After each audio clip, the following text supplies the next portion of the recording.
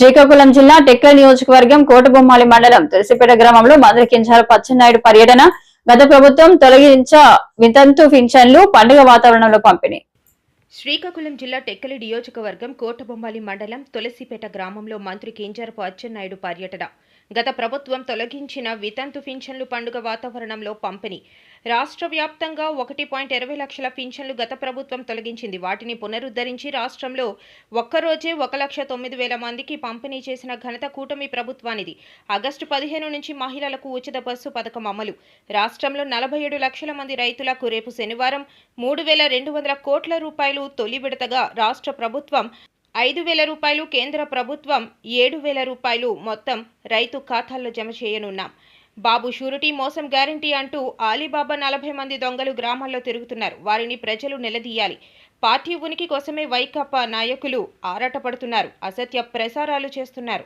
వైకాపా జెండా పీకేయటం పక్క. రాష్ట్ర వ్యవసాయ శాఖ మంత్రి కింజరాపు అచ్చెన్నాయుడు ప్రజల సేవలో అనే కార్యక్రమాన్ని పెట్టి రాష్ట్ర ముఖ్యమంత్రి నుంచి ప్రతి ఒక్క ప్రజాప్రతినిధి ప్రజల దగ్గరికి వెళ్ళి ఈ కార్యక్రమం చేయాలని చెప్పి నిర్ణయం చేసి దాదాపుగా 15 మాసాల నుంచి ఈ కార్యక్రమం కొనసాగుతున్న విషయం మీ అందరికీ సందర్భంగా తెలియజేస్తున్నాను. అందులో భాగంగా ఈరోజు మన గ్రామంలో పెట్టుకున్నాం. ఎన్నికలైన తర్వాత ప్రభుత్వం వచ్చిన తర్వాత ఒక్కసారి కూడా రాలేదు.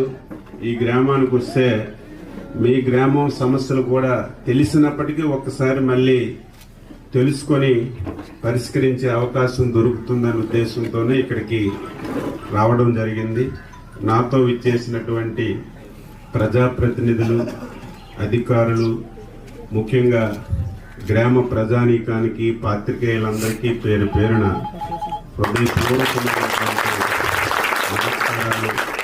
అభినందనలు తెలియజేస్తున్నాను.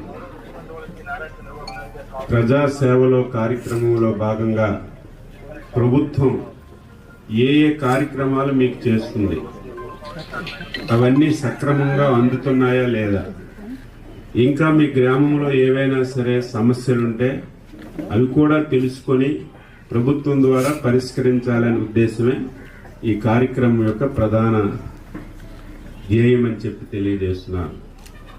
కరెక్ట్గా కొత్తగా ప్రభుత్వం ఏర్పడి 14 మాసాలు అయింది. గతంలో ప్రభుత్వం పింఛన్లు ఇచ్చేవాళ్ళు. ఒకసారి పింఛన్లు కూడా ప్రజలకు తెలియాలి.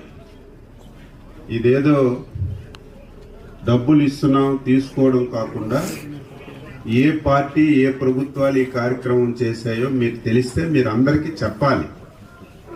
పింఛన్ అనేది 35 రూపాయలతో పెద్ద ఆయన ఎన్టీఆర్ గారు పెట్టారు ఫస్ట్ 1987వ సంవత్సరం.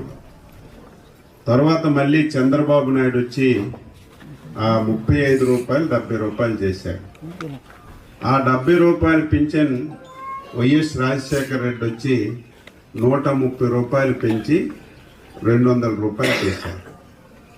తర్వాత మళ్ళీ చంద్రబాబు నాయుడు వచ్చి 200 పెన్షన్ ఒకేసారి 2,000 రూపాయలు చేశారు.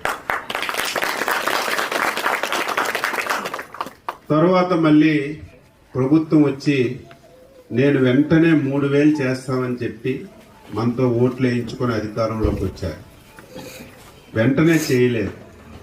నెల నెల నెల నెల గడిచినా సరే లేదు, సంవత్సరాలు గడిచినా లేదు. ఎలక్షన్ల ముందు 2,550 రూపాయలు పెంచి చిట్ట చివరి సంవత్సరంలో 3,000 చేశారు. మనం ఎలక్షన్లో మాటిచ్చాం, మాకు ఓట్లేసి గెలిపించండి, మా ప్రభుత్వాన్ని తీసుకురండి. గత ప్రభుత్వం గత ముఖ్యమంత్రిలాగా మోసం చేయు. మేము ప్రభుత్వం ఏర్పడక ముందే 2 మాసాల ముందు నుంచే పెంచి మీకు అందరికీ పింఛన్లు ఇస్తామని చెప్పి మాటిచ్చాం. మీరు మమ్మల్ని నమ్మి ఓట్లేసి ప్రభుత్వాన్ని తీసుకొచ్చారు. ఇచ్చిన మాట ప్రకారం మేము జూన్ 12న అధికారం చేపట్టాం. కానీ 2 మాసాల ముందే పింఛన్లు పెంచి 3,000 రూపాయలు 4,000, వికలాంగుల పెన్షన్ 6,000, ఎవరైనా వ్యాధిగ్రస్తులుంటే 10,000, ఒకవేళ మంచానికే పరిమితమైతే 15,000 చొప్పున ఇచ్చిన మాట ప్రకారం ఈ కార్యక్రమం